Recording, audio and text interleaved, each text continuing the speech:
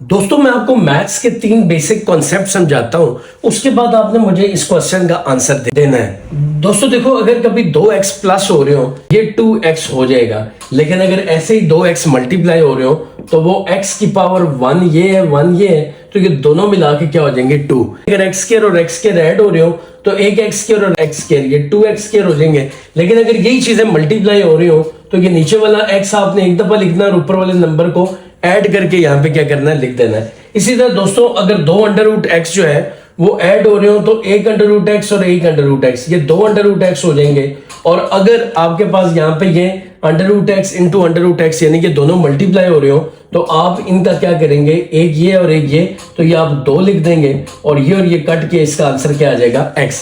दोस्तों अगर आपको ये 3 बेसिक कॉन्सेप्ट जो हैं मैथ के समझ आए हैं तो मुझे बताएं कि a प्लस a का क्या आंसर होगा। आंसर जो है नीचे कमेंट में लिख के बताना।